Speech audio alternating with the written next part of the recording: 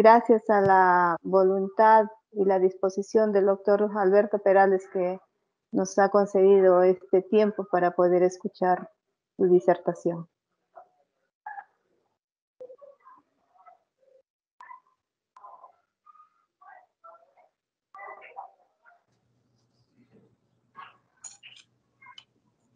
Hola, doctor, buenos días. Hola, ¿qué tal? ¿Cómo estamos? Bien, doctor, feliz Día de la Salud Mental. De igual Excelente, manera. a la espera y con muchas ansias de poder escuchar su exposición, doctor. Ojalá, todo Por bien. supuesto, usted es un gran maestro. Entonces, en aras del tiempo, vamos a presentar hoy A día ver, el tema. permítame poner esto antes de... Ya, antes de la Ya, presentación, usted me sí. A avisa. ver, Bien, ya tenemos, doctor, la presentación. ya. Ya, entonces queremos dar la bienvenida y agradecer la presencia del maestro doctor Alberto Perales.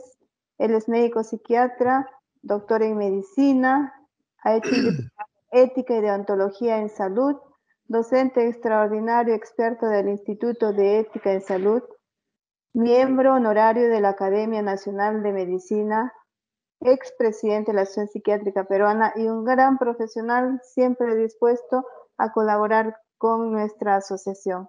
Le damos el pase, doctor Alberto Perales, y la bienvenida. Muchas gracias. Muchas gracias, señora Presidente. Realmente es un honor que agradezco y empiezo por desearles a todos mis colegas psiquiatras un feliz Día Mundial de la Salud Mental, extendido a toda nuestra población y a toda nuestra sociedad.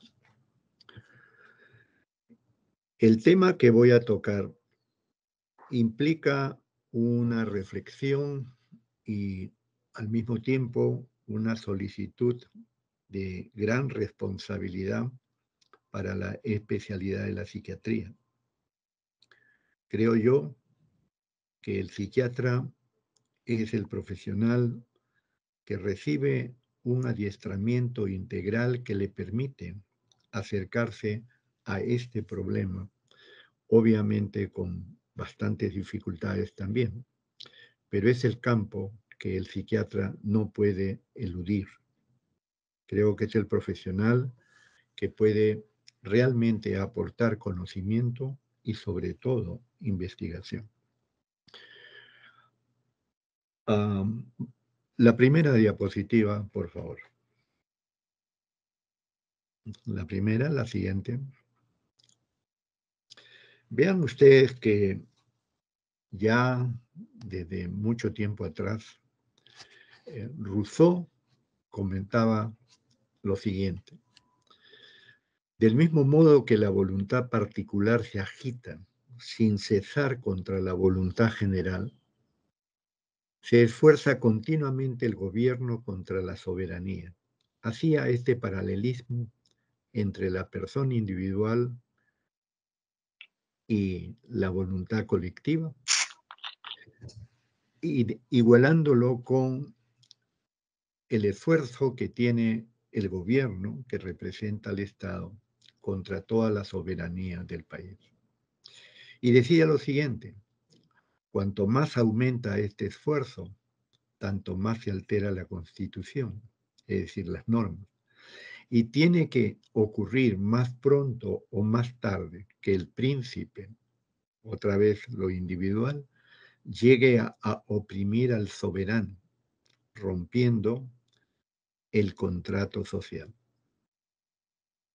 Tal es el vicio inherente e inevitable, subrayen ustedes esa palabra de inevitable, que desde el nacimiento del cuerpo político tiende sin tregua a destruirlo, del mismo modo que la vejez y la muerte destruyen el cuerpo del hombre.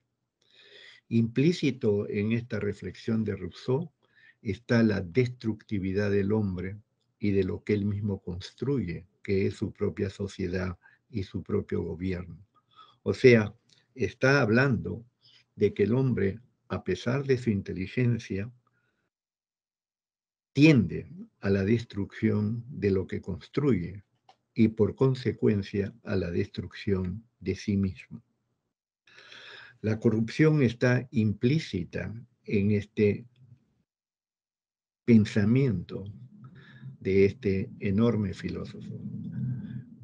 Pasaremos a ver esto un poco más en detalle en lo que a nosotros corresponde. La próxima, por favor.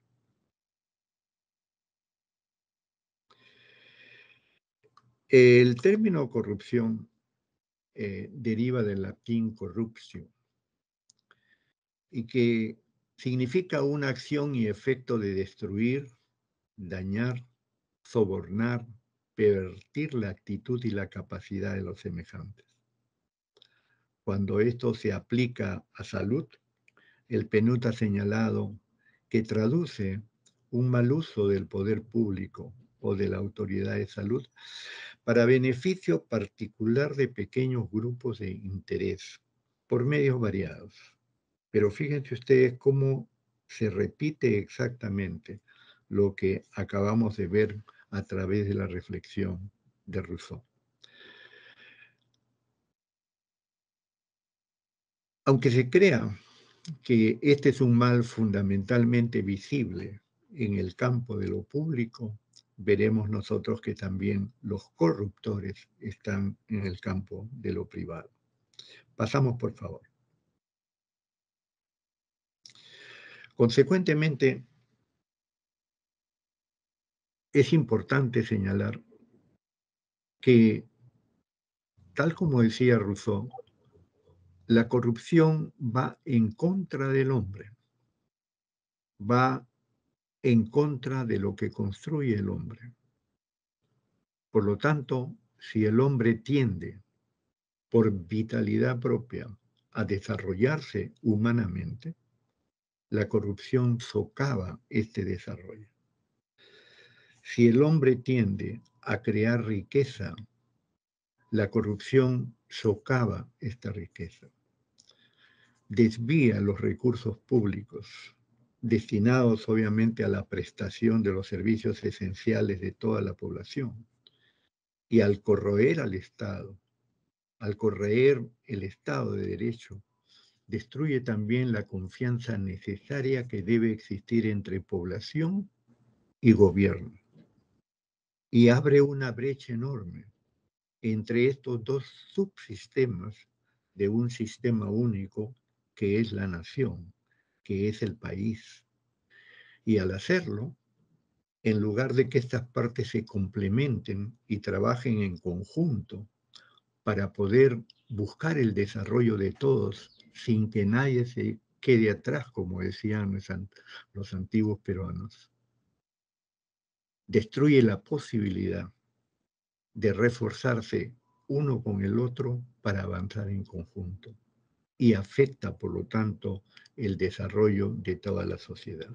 Fíjense ustedes qué tremendo enemigo tenemos frente a nosotros cuando hablamos de corrupción. Pasemos a la próxima, por favor. De más está decir que los costos financieros y económicos que produce la corrupción en los países, no solamente en el nuestro, son enormes. En Estados Unidos, en donde hay estadísticas adecuadas, el Instituto del Banco Mundial ha señalado las cantidades que ustedes ven en la diapositiva. $1 billón se paga en sobornos por año. 1.8 billones en flujos financieros ilícitos que salen desde África entre 1970 y 2008, dejando obviamente a ese continente en una pobreza enorme, con lo cual se crea pues una injusticia social marcada, ¿no? De más está hablar entonces de el enorme perjuicio económico que anula las posibilidades de desarrollo de millones de seres humanos. Pasamos, por favor. La próxima.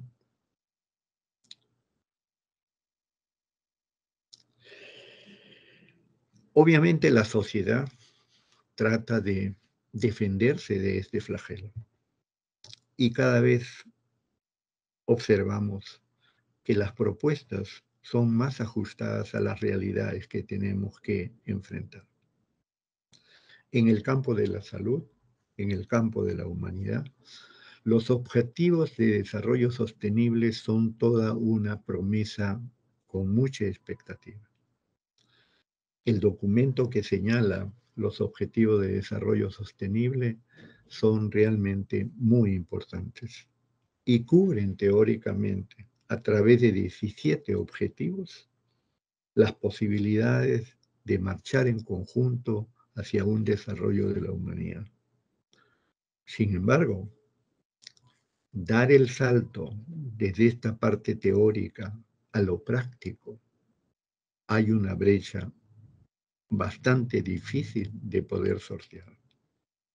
Muchas veces nos quedamos con los documentos teóricos muy bien argumentados, pero difíciles de poder hacerlos realidad a través de la práctica. Este es el problema que también tenemos que enfrentar a través de la investigación. ¿Cómo hacerlo? ¿Cómo saltar esa brecha y poder ya realmente concretizar en realidades lo que los documentos están planteando? Pareciera que eso requiere la posibilidad de especialistas que se encarguen en justamente transmitir el conocimiento teórico en consecuencias prácticas. Adelante, por favor, la próxima. Hay muchas instituciones que se están encargando de este tema. Señalo las siglas que pueden buscarse en la bibliografía internacional. Los esfuerzos que hace la sociedad son grandes, pero pareciera que la potencialidad de desarrollo de las organizaciones corruptas que trabajan detrás de esto que llamamos corrupción son todavía mucho más poderosas. Adelante, la próxima, por favor. Una institución reconocida en la lucha contra la corrupción es la denominada Transparencia Internacional. Esta es una organización no gubernamental que promueve medidas contra crímenes corporativos y corrupción política en el ámbito mundial. Se fundó en 1993. Y lo importante de esto es que publican una encuesta anual que es importante como una suerte de medición. En el Perú existe una filial de la Transparencia Internacional que se llama Proética, que cumple un papel bastante esforzado, pero también hay que reconocer merecidamente aceptar que su lucha es difícil, pero aún así la continúa. Proética constituye pues el capítulo peruano de Transparencia Internacional, que viene luchando desde el 2002 contra la corrupción pública.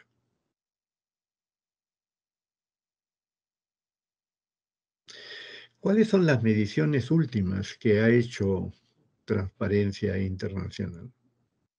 Sigamos entonces. La próxima, por favor. La próxima. Muy bien. Es muy interesante comparar estas mediciones de Proética en nuestro país. Y vean ustedes que así como en el deporte, en los campeonatos se puede hacer una tabla de clasificación, ¿no? De los diversos equipos.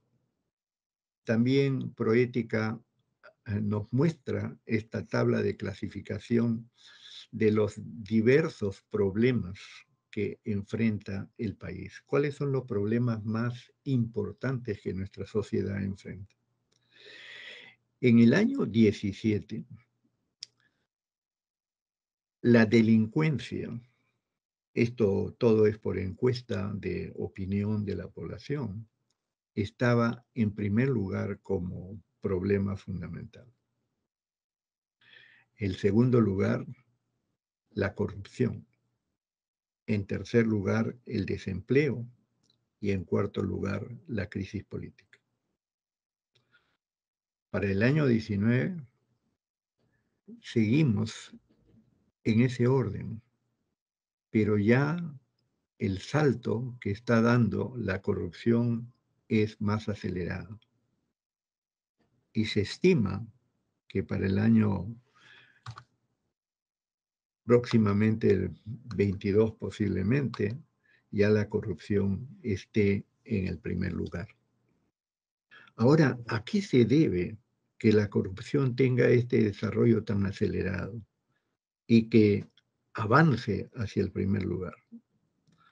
Pues se debe a que en un mundo globalizado y orientado hacia el desarrollo económico puro, la corrupción constituye en realidad una herramienta fundamental para generar dinero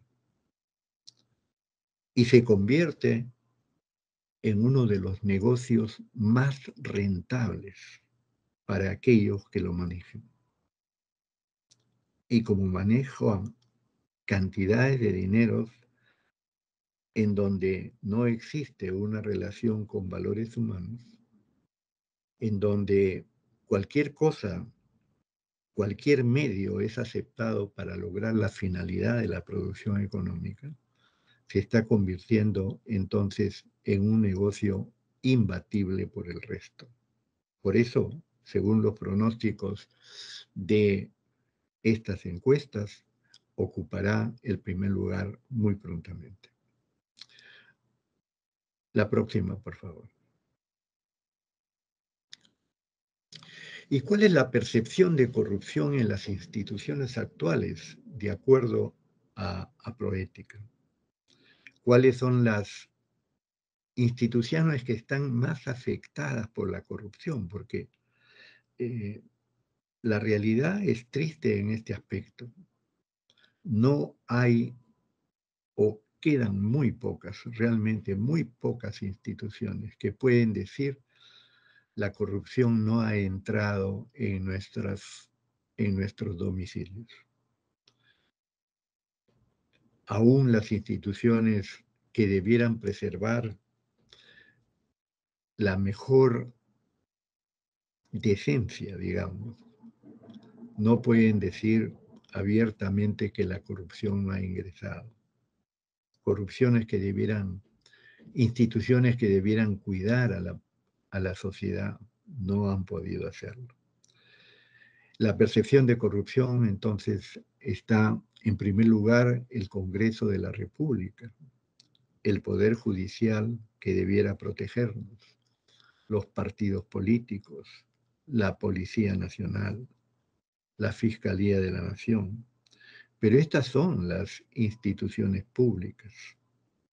Las instituciones privadas no están exentas de este gran riesgo. Y lamentablemente, vuelvo a insistir, hay una afectación de toda la institucionalidad en nuestro país, que por supuesto favorece que la corrupción siga creciendo. La próxima, por favor. El impacto de la corrupción en nuestra sociedad es enorme. Según las propias percepciones de la población, afecta a la vida cotidiana, obviamente a la economía familiar, reduce la confianza en el Estado, reduce la confianza en los políticos, reduce la calidad de los servicios públicos, reduce la oportunidad del empleo y, por supuesto, genera las condiciones para que aumente la pobreza en la población. Y la diferencia de la brecha entre aquellos que menos tienen y aquellos grupos de poder que más tienen. La próxima, por favor.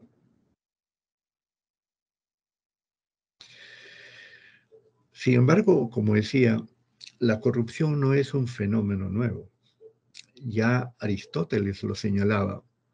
El ser humano es una única sustancia, refiriéndose al hombre, compuesta de alma y cuerpo que se relacionan como forma y materia, y por tanto como acto y potencia. Aristóteles señalaba que cada uno de nosotros, aunque él no hablaba de personalidad, señalaba que cada uno de nosotros tenía una serie de potencialidades, ahora hablaríamos del genoma humano, que se van a expresar en la vida de cada uno de nosotros en forma de acto. O sea, la potencia se transforma en acto, se transforma en realidad. Y esa energía interior que él llamaba alma está incluida dentro de una materia que forma nuestro cuerpo. La próxima, por favor. Hasta que llegó Boecio a definir qué cosa era el hombre. Y él señaló que era una persona, es la sustancia individual de naturaleza racional. Él pone por encima y prioriza la inteligencia del ser humano para definirlo en relación a todos los otros seres vivos que existían en el mundo. La próxima, por favor. Pero ahí nos planteamos, para poder entender la corrupción, de qué es el hombre. Porque la corrupción como tal no es una realidad. La corrupción es una conducta humana. Es el hombre el que se corrompe. Y es su actuación, o sea, su conducta, la que se corrompe. Veremos la importancia de este punto al final de la exposición. Pero, ¿qué es el hombre? El hombre no es solamente lo que decía Boecio, inteligencia. Y aquí viene el aporte de Alexander Luria y de Roger Sperry. Alexander Luria agrega a lo que es el hombre no solamente lo que él determina como los efectos de su genética. Él no hablaba de genoma todavía, pero sí de los factores genéticos. Pero agrega que además el hombre tiene una gran influencia en lo que es de acuerdo a la sociedad en la que existe. Y Roger Sperry añade un agregado importantísimo, y es la capacidad del sistema nervioso de actuar en dos direcciones, de control y de organización, de arriba hacia abajo y de abajo hacia arriba. Veremos cómo esto va a tener la posibilidad de permitirle a Pedro Ortiz plantear su teoría de desarrollo informacional de la personalidad. La próxima, por favor. Y acá tenemos realmente un pensador español, José Ortega y Gasset, que acuña esta reflexión que me parece fundamental mantenerla en salud y particularmente en salud mental. Yo soy yo y mi circunstancia, y si no la salvo a ella, no me salvo yo. La profundidad que tiene esta definición para lo que nosotros llamamos salud y para lo que es el hombre es fundamental. Cuando él dice yo soy yo y mi circunstancia, está señalando claramente que decir yo soy yo sin ningún agregado, estamos hablando de un ser humano incompleto. Para que sea completo y ser un ser humano realmente, tienes que agregarle tu circunstancia, tu entorno, que es el que te va a completar. Y ese entorno generalmente y principalmente es humano. Tal como decía Levinas, para que tú seas tú, necesitas al otro. Cuando aparece el otro, es cuando aparece la ética en la relación humana que se va a establecer entre los dos. Y esa circunstancia es tan importante para cada uno de nosotros que si no la cuidamos, si no la salvamos, no nos estamos dando cuenta que no nos estamos cuidando nosotros y no nos estamos salvando nosotros.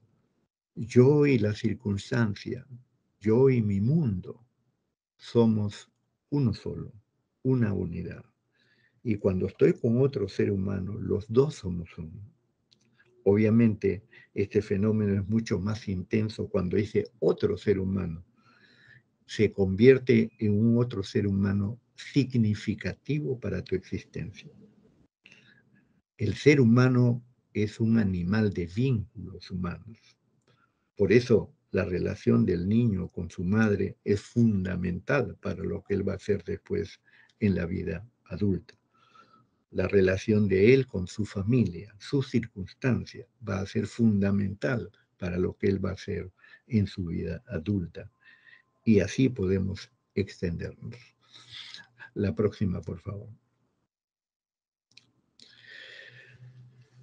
Debemos recordar en ese aspecto, entonces, la presencia de Lev Vygotsky, que fue uno de los primeros que acuñó también este concepto de la importancia que tiene la sociedad en la formación de cada uno de nosotros como seres humanos.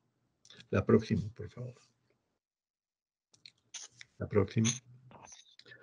Lev Vygotsky acuñó, pues, las primeras reflexiones sobre la teoría sociocultural y dio la importancia necesaria a la formación del hombre, en parte por sí mismo, pero en parte por la cultura que traía su sociedad. Y fue Pedro Ortiz, un pensador peruano, lamentablemente fallecido tempranamente,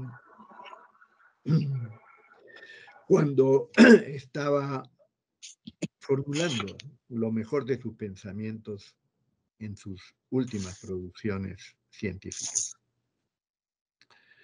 Él fue el creador de la teoría informacional de la personalidad.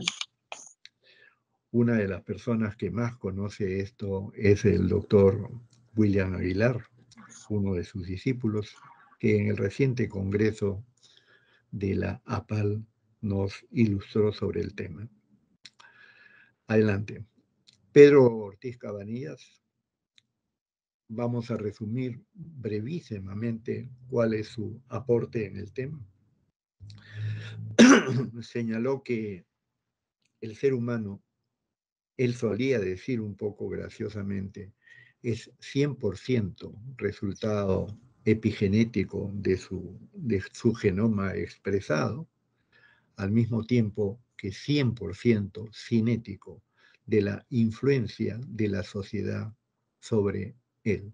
Su teoría de la formación de la personalidad significaba de que el genoma humano que se va a expresar gradualmente cuando el feto se convierte en niño nacido, va a tener la influencia de la sociedad a través de sus células primarias, particularmente su familia, luego la sociedad, y la sociedad a través de la cultura va a informarlo socialmente e introducir información social que el ser humano va a registrar en su corteza cerebral, hasta formar su propia conciencia. Y esto permitirle el desarrollo de su personalidad. Cuando habla de conciencia, Pedro Ortiz no está hablando de los niveles de conciencia, está hablando de la captación consciente de todo lo que es su realidad externa y también interna. Hay diversos planos de organización que sería muy extenso poder considerarlos en este momento. Pero lo central es que el ser humano no solamente es el resultado de su genoma, sino fundamentalmente ese genoma modificado, modelado, afectado, guiado por la cultura de su sociedad. Por eso cada ser humano refleja en sí mismo lo que es su sociedad. La próxima, por favor. A esto quisiera agregarle un pequeño aporte que podría ser útil para la investigación de la corrupción. El desarrollo moral que plantea Ortiz lo plantea como un desarrollo dentro del marco del desarrollo de la personalidad. En esencia, lo que nosotros podemos señalar es que la unión de los gametos entre hombre y mujer que produce el embrión va a tener un desarrollo fetal y el nacimiento de un individuo que pertenece a la especie Homo sapiens. Cuando nosotros nacemos, todavía no podemos decir que somos seres humanos. Para que ese Homo sapiens se convierta en un ser humano, tiene que pasar por un proceso de humanización que se lo va a dar la sociedad. Es la sociedad, a través de otros seres humanos, los que nos van a humanizar gradualmente, tanto en la infancia, en la niñez a través del sistema educativo, en la pubertad y adolescencia, y según Pedro Ortiz, el desarrollo de la personalidad con su desarrollo moral que debe cumplirse, o por lo menos en lo esencial, alrededor de el final de la adolescencia o el comienzo de la adultez joven. Nosotros pensamos que ese desarrollo moral que está facilitado o dificultado por la sociedad, porque este es parte del interjuego, debe llevar hacia una meta final. Y esa meta final es que moralmente el ser humano se va a convertir en una persona. Cuando hablamos de persona, estamos hablando de un Homo sapiens completamente humanizado y desarrollado moralmente hasta convertirse en una persona íntegramente moral y por lo tanto responsable de sus actos, consciente de la responsabilidad que significa ser humano para él y para los demás. Al mismo tiempo que se da el desarrollo físico, por lo tanto, se da también el desarrollo moral. Y el problema en nuestro país es que tenemos una población que por muchas razones, muchos peruanos completan su desarrollo físico, pero no completan su desarrollo moral. Pueden llegar a la senectud y sin embargo no han llegado al estado de personas y por lo tanto no han podido desarrollar conductas que sean absolutamente morales y responsables. Por eso es que tenemos a veces una serie de conductas colectivas que se han hecho notorias durante la pandemia de la COVID-19, en donde conductas colectivas escapan a lo que podríamos decir conductas responsables, aún incluso poniendo en peligro sus propias vidas a través de una serie de irresponsabilidades que todos conocemos y no voy a abundar por el momento. La próxima, por favor. Pero lo importante es quedarse con este concepto de que si queremos hablar de lucha contra la corrupción, necesitamos una población que haya llegado al estado de persona y pueda defenderse y defender a los demás de actitudes y conductas que no son adecuadas para la sociedad.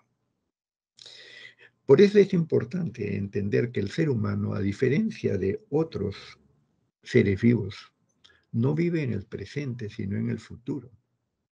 En el presente viven los otros miembros de la especie animal, por lo cual el animal no es pues responsable de sus actos. Puede generar actos inadecuados, pero no se puede señalar de que sea responsable de lo que va a hacer. Al proyectar el ser humano sus actos hacia el futuro, se hace responsable de ellos. Y por lo tanto, la responsabilidad, pues, es el principio de la acción moral. En nosotros, la selección natural se torna en algo muy distinto. Para actuar, nosotros siempre estamos dialogando con nosotros mismos para poder decidir cuál es la acción moral que más conviene a la situación que enfrentemos. La próxima, por favor. Por eso tenemos que ver ahora cuáles son las características de nuestra sociedad que puede permitir cosas positivas, pero también cosas negativas. Estamos en una sociedad en donde la información ha llegado a un nivel realmente altísimo. Estamos hiperinformados, más aún con la tecnología de las redes de información que ya sobrepasan a veces la capacidad de poder asimilarlas. Estamos frente a una sociedad que actúa mucho con inmediatismo, en donde el momento del logro, la felicidad del logro, es más precioso que el proceso mismo que Aristóteles señalaba generaba justamente la felicidad. Estamos ante una sociedad que está enfrentada a una aceleración de la historia y en donde se ve cada vez más la influencia de que el ser humano está disminuyendo la importancia de su vida interior por razones de una influencia enorme del poder del dinero. Y esto está en relación con una traslocación de los valores de la sociedad, en donde los valores intrínsecos, que son los fundamentales y universales, están cediendo en importancia a los valores instrumentales, que son valores de cambio. El dinero es uno de los más importantes en ese aspecto. Y entonces, si el valor instrumental supera al valor intrínseco y el conseguir dinero se transforma en un valor fundamental para una cultura, entonces cualquier medio es aceptable con tal de conseguir el objetivo del dinero. Y ahí ingresa la corrupción. La corrupción está intrínsecamente incluida dentro de esta tergiversación de valores que la sociedad tecnologizada, sin entendimiento con la valoración humana, está produciendo. La próxima, por favor. En el factor salud, todas estas características van a facilitar una serie de desadaptaciones. Vamos a pasar esto porque al final voy a resumir mejor este aspecto. La próxima, por favor.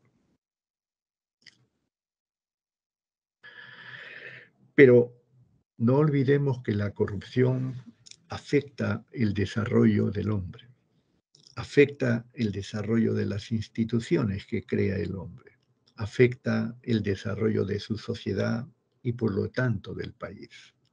El desarrollo nacional requiere por eso, como condición previa, que la población peruana esté conformada mayoritariamente por sujetos que hayan alcanzado el estatus moral de persona, en una sociedad íntegramente moral, justa y solidaria, para lo cual la vía regia de poder hacerlo es a través del sistema educativo. Pero no un sistema educativo como el que tenemos ahora, que prioriza solamente lo cognitivo, sino, como decía Pedro Ortiz, un sistema educativo que piense en el hombre como persona. Por eso la educación debe estar centrada en la persona, no centrada en el conocimiento exclusivamente. Un hombre íntegro utilizará el conocimiento también íntegramente en beneficio de todos. La próxima, por favor. Y aquí vamos un poco ya aterrizando a lo que es salud mental y psiquiatría. ¿Por qué el problema de la corrupción es un problema no solamente ético, sino de salud mental? Ustedes saben que la psiquiatría, voy a resumirla enormemente, es una ciencia que trata de las enfermedades mentales. Este es el conjunto de lo que dicen los grandes expertos en el tema. La próxima. Cuando uno quiere saber cuáles son los problemas psiquiátricos que afectan a un país, es muy fácil. Recurre a las metodologías que ha desarrollado la ciencia psiquiátrica de manera muy adecuada. Y estas metodologías están en el campo de la epidemiología psiquiátrica. Nosotros tenemos felizmente en el Perú un Instituto Nacional de Salud Mental que nos provee, creo yo que el Perú está mucho más informado en este aspecto que cualquier otro país en Latinoamérica respecto a cuáles son los problemas psiquiátricos que tenemos que atender, lo que permite las políticas adecuadas. Esto es, pues, psiquiatría. La próxima, por favor. Pero, ¿qué cosa es salud mental? ¿Es lo mismo? Yo me permito humildemente decir que no. Y que creo que nuestra psiquiatría comete un gran error si es que acepta lo que internacionalmente se viene lamentablemente señalando. Se habla de problemas psiquiátricos y en lugar de utilizar psiquiátricos, se evita el término y se habla de problemas de salud mental en general. Y cuando uno va a ver a qué problemas se están refiriendo, nos hablan de las depresiones, de las ansiedades, etcétera, etcétera, de los trastornos psiquiátricos, a los cuales se les denomina trastornos de salud mental. Con lo cual se produce no solamente una confusión, sino algo que va en contra del desarrollo de la sociedad. La próxima, por favor. Empecemos por qué cosa es salud para entender salud mental. La definición del concepto de salud mental es tan conocido que no necesito repetirlo. Ustedes lo saben de memoria. Pero veamos la próxima, por favor. Adelante la próxima. Eh, no, la próxima. No, creo que nos hemos pasado una, por favor, si pudiéramos retroceder. Ahí. La próxima. La próxima. No, no, no. Para adelante, para adelante. La próxima. Ahí nomás. Y se nos pasa. Ahí. Vean ustedes que en la propia definición de salud mental, que se han hecho cientos de definiciones, la salud mental no es más que las dos variables, mental y social, de la definición de salud. No necesitamos realmente definirla. Porque si nosotros decimos una persona goza de entera salud, implícitamente estamos señalando que goza de salud física y de salud mental. O sea, es un concepto, la salud mental, inmerso en otro concepto mayor, que es la salud. Por lo tanto, constituye variable fundamental, pero no es lo mismo. La próxima, por favor.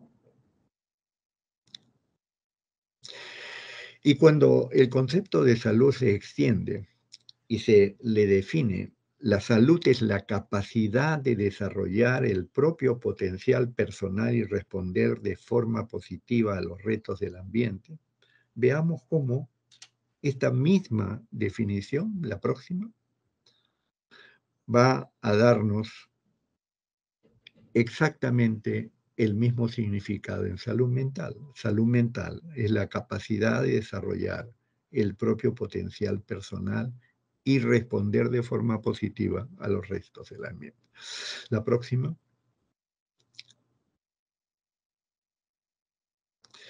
Pero, ¿cuáles son los problemas de salud mental más importantes que nuestro país enfrenta? Si nosotros nos preguntamos, ahí estamos un poco en dificultades, porque la salud mental no ha desarrollado todavía metodologías adecuadas para ese estudio. Por eso es que es una de las dificultades la investigación de la corrupción. Nadie investiga, es el flagelo más grande que tenemos y nadie lo investiga adecuadamente dentro de nuestra especialidad. Y esto es absolutamente necesario. La salud mental es una actitud frente a la vida. Es una capacidad que tiene el ser humano para desarrollarse. Es potencialidad. La salud mental como concepto está íntimamente ligado al desarrollo humano, mientras que la psiquiatría está vinculada a la patología del ser humano, fundamentalmente. Por lo tanto, no debemos mezclarla. La psiquiatría ha creado sus metodologías propias que las utiliza bien, pero esas metodologías no son suficientemente útiles para estudiar los problemas de salud mental. ¿Cuáles son los problemas de salud mental más importantes de nuestro país? El primero de ellos es el subdesarrollo y pobreza de nuestra población. La pobreza no es solamente un problema económico. La consecuencia del problema de la pobreza es económica, pero los orígenes están en la salud mental de la persona, en su capacidad, en su deseo de desarrollarse. Y eso lo hemos visto nosotros en nuestro propio país. ¿Cuántas personas que migraron del interior hacia las capitales para poder librarse del conflicto armado, lo hicieron en las peores condiciones de pobreza, pero con mucha salud mental para salir adelante y han salido adelante, generando no solamente riqueza, sino un enorme desarrollo en el interior de nuestras capitales? La corrupción generalizada. Uno puede captar a un corrupto y examinarlo psiquiátricamente y puede darse con la sorpresa de no encontrar un trastorno psiquiátrico per se, y sin embargo ser una persona muy corrupta y muy dañina para la sociedad. Y la corrupción está generalizándose en todos los niveles de actuación humana. Y por supuesto también la violencia. Es decir, estamos hablando de problemas multisectoriales. No son problemas solamente de salud. El Ministerio de Salud solo no podría hacer nada frente a estos problemas. Necesita la participación multisectorial en muchos aspectos. Estamos hablando de desarrollo humano. Estamos hablando de grandes poblaciones. No es un problema individual. Este es un problema muy amplio y por lo tanto implica o están mucho más o mejor ubicados en el campo de la salud pública. Los problemas de salud mental, a diferencia de los problemas de psiquiatría, son problemas multisectoriales y colectivos. y que afectan el desarrollo del país y el desarrollo de la población. Los problemas psiquiátricos no tienen esas dimensiones y por lo tanto debemos separarlos. La próxima, por favor. Y obviamente la salud mental está muy ligada a la ética. El ser humano que se desarrolla en su salud mental se desarrolla al mismo tiempo en su desarrollo moral y llega a la situación de persona. Pasamos, por favor. Adelante. Pasamos. Vamos terminando entonces y ahora, perdón, la anterior. Ajá. Conviene señalar, está bien, hemos hablado de corrupción, hemos hablado de que esto es algo que tiene que enfrentarlo de alguna manera la ciencia.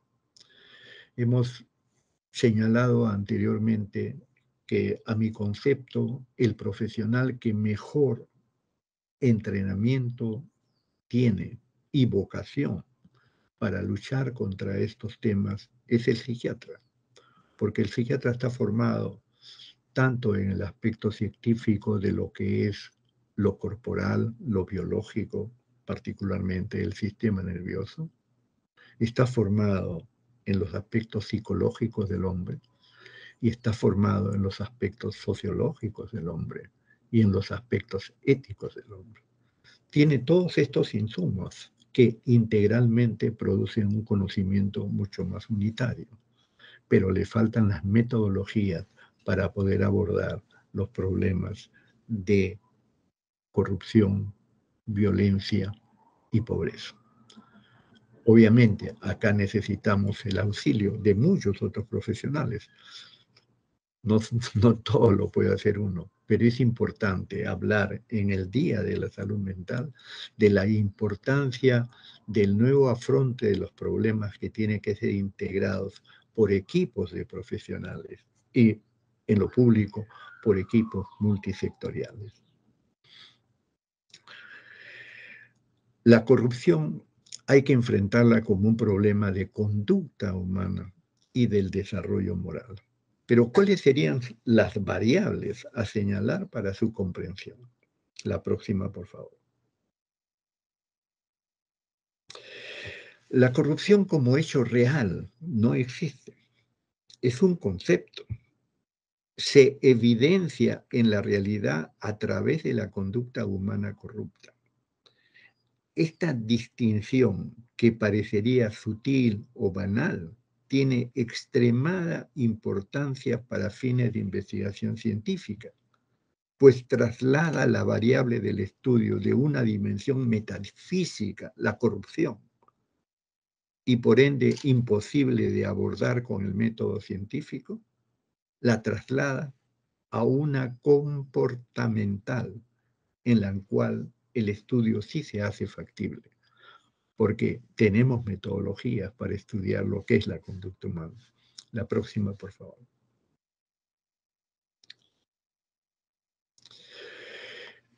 Y aquí se abre el abanico de posibilidades de comprensión. Por ejemplo, la conducta humana del hombre entendida como acción-reacción a su entorno, a las circunstancias que nos señalaba José Ortega y Gasset. No hay corrupción, no hay corrupto si es que el entorno no facilita esta corrupción.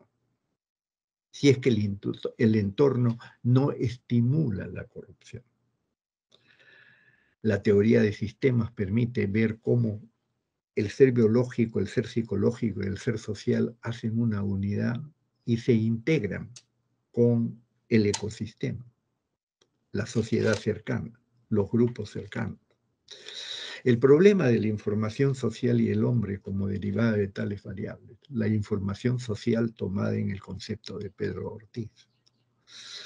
La importancia de aceptar de que todos podemos ser normales y anormales al mismo tiempo, que todo ser humano tiene la capacidad de corromperse, pero por supuesto, aquellos que llegan al nivel de persona tienen mayores posibilidades de defensa no solamente psicológica, sino también ética.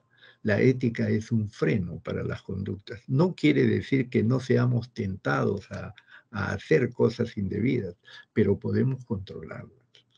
Los que no han tenido esa posibilidad van a estar en mucha mayor vulnerabilidad de cometer este tipo de circunstancias. La importancia que tiene en la corrupción misma de la pareja y de la familia. Nosotros vemos con frecuencia que personas que aparecen dentro del marco de la corrupción política aparecen vinculados también a familiares incluidos dentro del tema.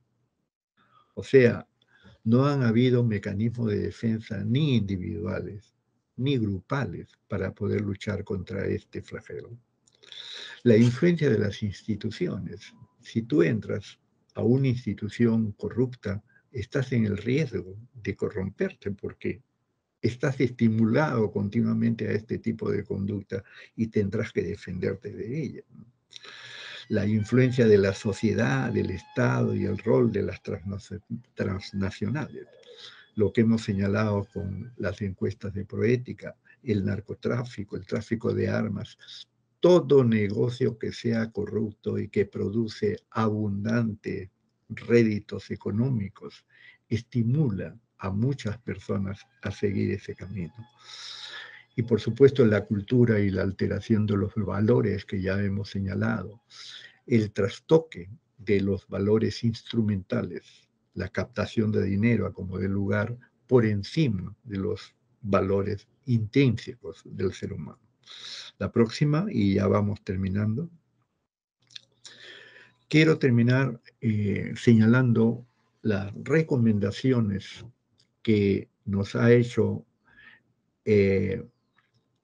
la organización para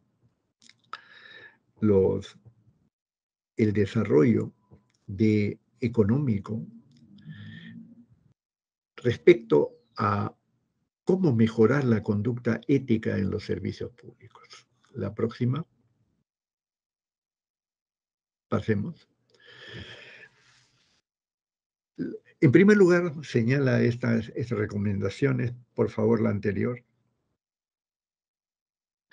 Los criterios éticos para el servicio público deben ser claros, o sea, un servidor público tiene que conocer en todo detalle cuáles son los códigos éticos de su institución para conocer también los límites de su actuación.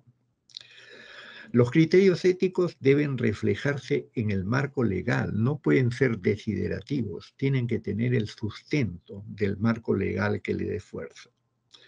Debe existir una consejería ética para los empleados públicos cuando están sometidos a presiones corruptoras. Deben tener a quién acudir para poder ser guiados en cómo actuar y cómo reaccionar. Es como una especie de asesoría, como una especie de coaching para poder defenderse mejor si es que la persona no puede hacerlo individualmente. Los empleados públicos deben conocer sus derechos y obligaciones, estar expuestos, de reconocer los riesgos que implica el trabajo público, porque justamente alrededor de la actuación pública es que están las tentaciones de las corrupciones. Adelante, la próxima, por favor. La próxima. La decisión política es fundamental. Debe haber un compromiso ético que refuerce la conducta ética de los empleados públicos. El proceso de toma de decisiones debe ser transparente y abierto a escrutinio. Deben haber claras guías de interacción entre los sectores públicos y privados. Y las gerencias deben mostrar y promover conducta ética. Y la próxima y la última, por favor. Las políticas administrativas, los procedimientos y prácticas deben promover conducta ética. Las condiciones de servicio público y la administración de recursos humanos deben promover conducta ética. Deben existir adecuados mecanismos de auditoría y evaluación en el servicio público. Deben existir apropiados procedimientos y sanciones para lidiar con las inconductas, porque este es el otro gran problema que permite que la corrupción continúe, es el hecho de que, cometido el acto, la justicia no actúa. Y obviamente, si se permite que todo esto pase sin ser castigado, si se omite el castigo correctivo adecuado a esa conducta, esta conducta se va a generalizar. Termino entonces señalando la gran responsabilidad que frente a este problema que daña a la sociedad y el desarrollo de todos los seres humanos, la gran responsabilidad que asume el psiquiatra frente a esta perspectiva. Responsabilidad que tiene que asumir, por supuesto, en conjunto con otros profesionales. Responsabilidad que tiene que traducirse fundamentalmente en lo que podemos hacer, que es investigación en seres humanos, y en las modificaciones o las proposiciones de ayuda a modificar la conducta corrupta en una conducta moral a través del desarrollo de la ética de los seres humanos. Muchas gracias por la atención que han prestado a esta charla. Agradecerle a usted, doctor Perales, un gran maestro. Verdaderamente ha sido muy, muy enriquecedora esta ponencia que nos ha hecho. Y me queda a mí preguntarle la reflexión en el sentido del el desarrollo físico tiene que ir a la par con el desarrollo moral. Y hablaba usted de la educación. Y otro factor también podría ser la familia, porque en la familia también se crean, digamos, todos estos valores, ética, porque el entorno de la familia así lo permite. ¿Qué opinión le merece a eso, maestro? Bueno, creo que usted como psiquiatra infantil, señora presidenta, ha puesto pues el punto en su verdadero nivel. Definitivamente, el rol de la familia, y recordamos que la familia pues, es la célula más pequeña de la sociedad, tiene una importancia fundamental en lo que es el desarrollo del hombre, el desarrollo del niño que viene a esa familia. En primer lugar, ¿cuál sería la responsabilidad de la familia y por lo tanto del Estado? No puede haber, ya esto se ha dicho varias veces, salud mental si es que el cerebro no está normal. Y un cerebro normal tiene que ser el producto de una nutrición normal del niño. El desarrollo biológico, el desarrollo físico, es un desarrollo a través de la nutrición que recibe. Y el ser humano recibe dos tipos de nutriciones que son importantes. La primera es la nutrición biológica, que ustedes saben, la medicina felizmente tiene todas las metodologías para que esto sea adecuado. Pero tiene que haber, en pocas palabras, comida, alimento, para que ese niño pueda desarrollarse bien biológicamente. Pero en el otro aspecto, en el campo de la salud mental, tiene que haber lo que llamamos, y que usted conoce muy bien, la nutrición afectiva. Porque el vínculo con la madre es fundamental para que el niño se humanice.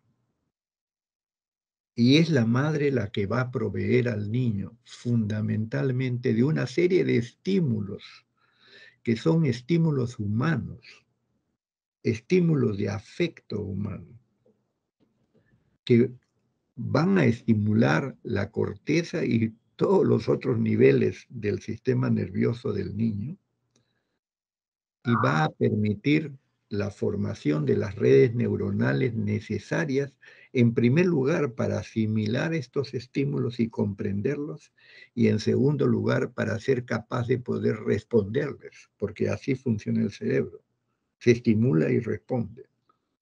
y va aprendiendo a responder a esos estímulos afectivos humanos. Un niño que no ha tenido la suerte de poder disfrutar de este vínculo en su totalidad, porque la madre no está, por pobrezas tiene que trabajar y dejar al niño, etcétera, etcétera, tantas vicisitudes.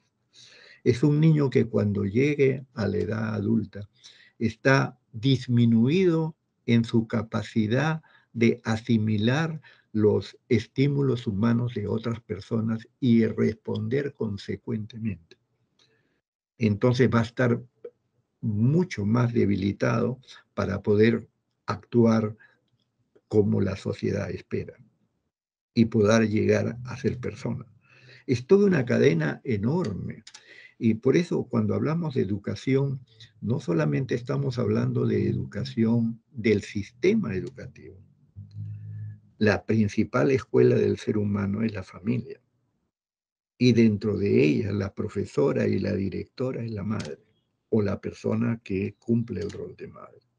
Entonces, invertir en un país como el Perú, invertir en la producción de seres humanos que pueden llegar a personas es fundamental. Y esto no es nada nuevo. Esto es lo que están haciendo los países escandinavos. Los países escandinavos están invirtiendo en lo que llaman el potencial humano.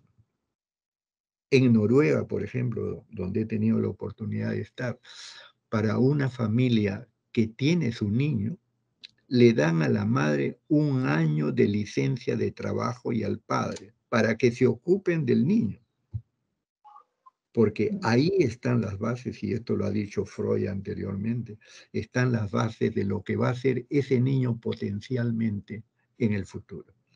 Entonces, entendamos, la sociedad es como si fuera una fábrica de productores de seres humanos. Hay fábricas que producen seres humanos con muchas fallas de fábrica.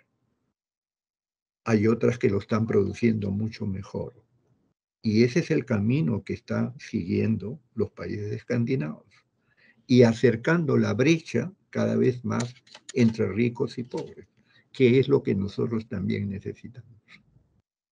Porque la pobreza empieza cuando este desarrollo humano empieza a fallar.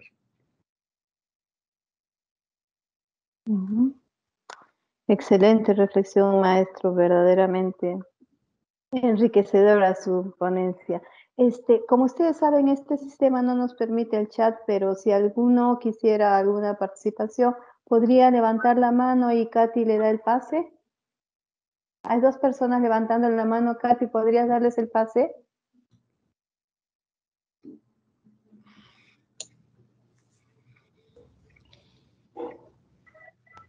Katy. Pueden hablar, doctora, no hay problema, pueden hablar directamente. ¿Pueden hablar los que quieren participar? Bueno, mi nombre es Rodolfo Quiros, doctor Alberto Perales. Mucho gusto, desde hace mucho tiempo no estaba en contacto. Un gran maestro. Y su conferencia también ha sido muy ilustrativa sobre la problemática que tenemos sobre la corrupción. Sin embargo, quizás en lo que discrepo un poco es en el enfoque inicial. Si seguimos haciendo esa discriminación del constructo salud mental y lo desmembramos del concepto de salud, que dicho sea paso, la definición que dio la OMS inicialmente fue muy criticada porque no tuvo en cuenta otros factores del ser humano. Y después hizo algunos correctivos, pero se mantiene la clásica definición. Mi punto de vista es, ¿por qué no más bien usar como paradigma el enfoque de la teoría de los sistemas complejos? Y allí sí nos ayudaría a enfocar el problema de la corrupción como un problema que tiene muchas variables y como usted muy bien lo ha dicho, todo no lo puede manejar solo el psiquiatra, tampoco los psicólogos, lo tendríamos que trabajar todos en equipos multidisciplinarios y en forma muy coordinada para iniciar este proceso. Algo de eso la OMS intentó hablar últimamente a raíz de un enfoque de un ministro de salud canadiense, que ahora le habla mucho de factores sociales, determinantes sociales de la salud. Pero ¿no le parece a usted que si enfocáramos desde el punto de vista sistémico y la teoría compleja, quizás veríamos el problema de la corrupción de forma mucho más integral? Esa es mi pregunta. Gracias. Muchas gracias por la pregunta, Alberto. Creo que lo que está usted planteando me parece muy correcto.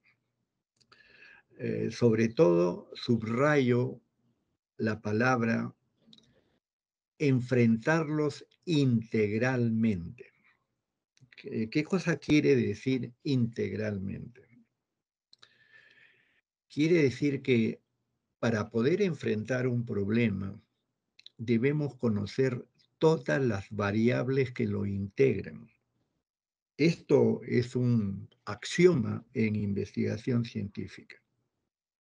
Para poder resolver un problema, lo primero que tenemos que hacer es conocerlo profundamente, es decir, en todas sus variables. Recién estaremos entonces en capacidad de poder luchar con el problema.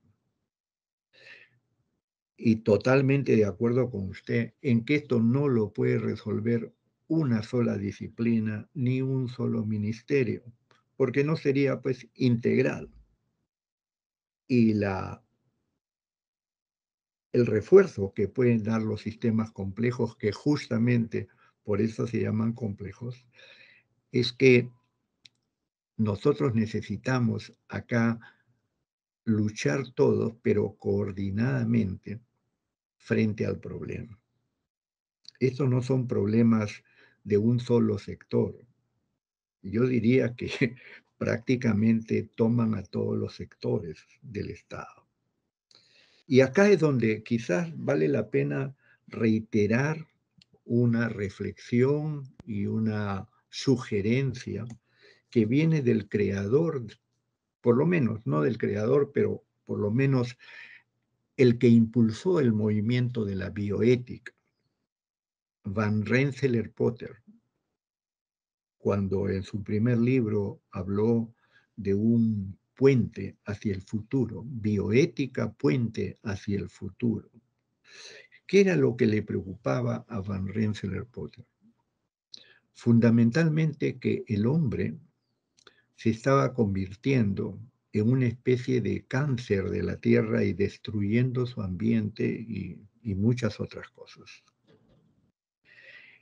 Y es que el hombre necesita crear, estas son palabras de Van Rensselaer-Potter, crear un nuevo conocimiento, una nueva sabiduría, decía él. ¿Y qué cosa es una nueva sabiduría? Es un conocimiento que todavía no tenemos porque no se enseña en la universidad, para poder utilizar mejor todos los conocimientos que tenemos. Y fíjese qué importante es esto, porque en el campo de la actual circunstancia del hombre, se hablan de tres mundos de conocimiento.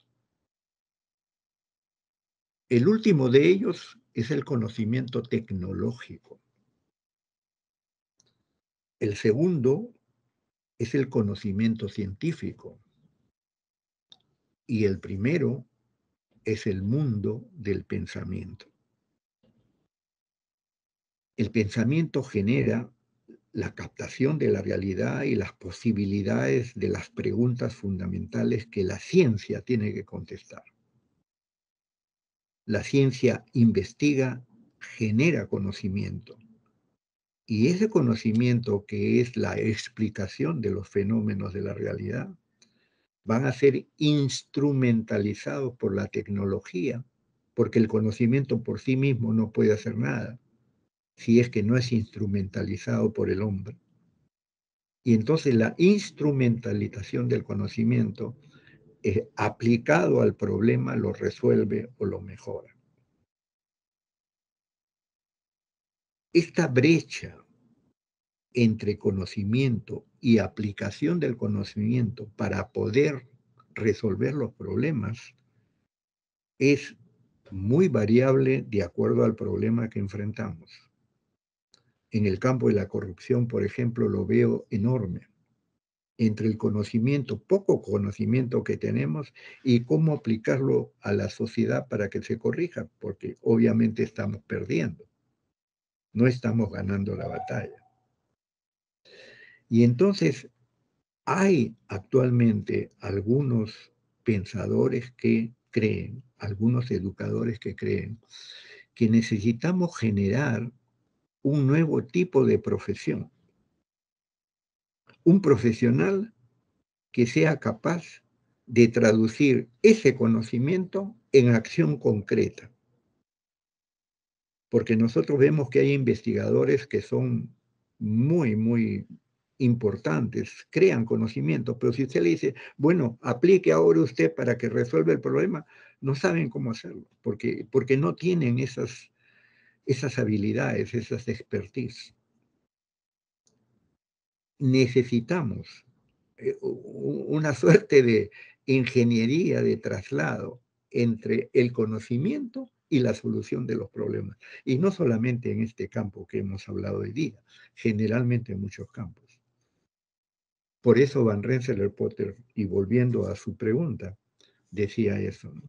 Necesitamos crear una nueva sabiduría en las universidades, ¿no? Generar el conocimiento que nos permita utilizar mejor todos los conocimientos, obviamente, para resolver los problemas. Pero estoy de acuerdo con usted en que la teoría y los sistemas complejos estarían muy oportunos en este caso. Gracias por la pregunta. En aras del tiempo, tenemos una participación más, por favor. Sí, buenos días, maestro. Estaba escuchándolo y siempre es muy grato conocer su forma de pensamiento en fast track y con cosas simples. Yo estaba recordando un estudio que hizo usted en la Universidad de San Marcos con respecto a conductas disociales en profesionales de la salud. Y en este día de la salud mental, un poco era la preocupación, sobre todo en el hecho de porcentajes que usted encontró de alumnos de medicina.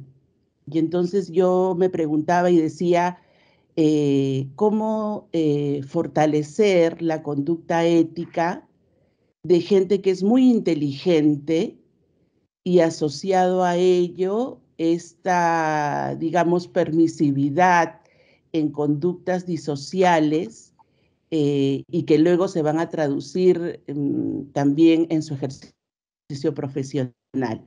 Gracias por su respuesta. Trataré de ser breve por razones de tiempo.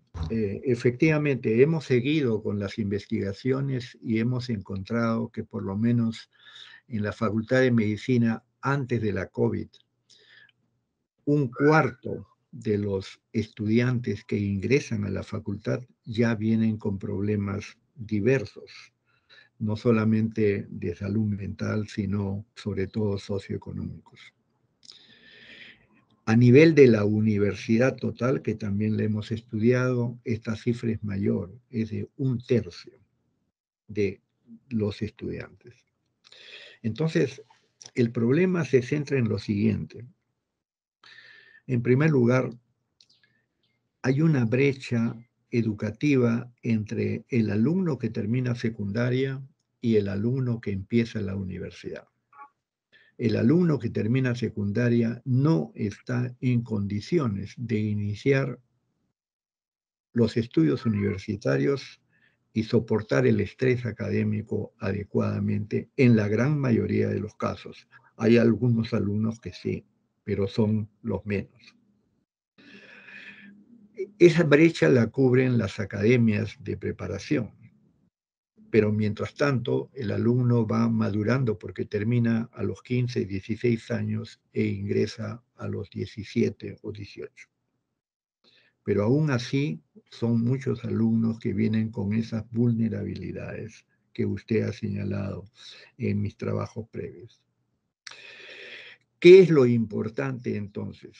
Lo importante es lo siguiente. La universidad se preocupa de dos objetivos fundamentales. La primera es de generar profesionales de muy alta calidad, cosa que viene cumpliendo adecuadamente. Y el segundo objetivo es que el alumno aprenda a investigar su realidad, o sea, que conozca de investigación científica. Pero se olvida totalmente que el alumno es una persona, y una persona que puede tener tantos problemas que no va a rendir académicamente como podría hacerlo. Entonces nosotros estamos proponiendo en la Facultad de Medicina, en el Instituto de Ética, que lo fundamental es que la universidad tenga un tercer objetivo fundamental: ayudar a los alumnos durante todos los años que están en la universidad a convertirse en mejor persona. Porque si el alumno se convierte en mejor persona, será mejor estudiante y mejor profesional, útil a la sociedad. Porque como usted muy bien lo ha dicho, hay alumnos que son muy inteligentes, pero si no son buenas personas, son un peligro para la sociedad, no son un beneficio. Y acabamos de iniciar un programa que llamamos de mentoría centrado en la persona. Ayudar al alumno a través de las técnicas de mentoría a convertirse en mejores personas, porque no lo pueden hacer porque derivan de familias muy disfuncionales, en donde las autoridades parentales no han sido adecuados maestros, entre comillas, ¿no? Y entonces estamos con el apoyo del decanato orientando la Facultad de Medicina a lo que podría ser en el futuro una universidad centrada en la persona. ¿Y por qué esto? Porque la sociedad y la democracia se apoya en sus instituciones y las sociedades son fábricas de seres humanos. Y si nosotros tenemos instituciones que generen mejores seres humanos, tendremos pues un potencial humano que realmente va a producir riqueza y obviamente mayores posibilidades de ser feliz. Muchas gracias por la pregunta. Bien. Entiendo que hay muchos colegas que quisieran hacer sus preguntas, apreciaciones al maestro, pero en aras del tiempo, agradecerles la participación. Doctor Perales, gracias por el tiempo que nos ha ofrecido, un día domingo en el cual cada uno tiene actividades diferentes, pero yo creo que fue muy bueno esta actividad. Gracias a todos por esta participación. Mil disculpas porque ya quisieran muchos participar, pero ya en aras del tiempo quedamos aquí con esta actividad. Gracias, doctor Perales. Gracias, colegas, a todos. Feliz día de la salud mental, señora. Feliz día de la salud mental para todos. Muy Seguiremos bien, en contacto. particularmente en el Perú. En el Perú.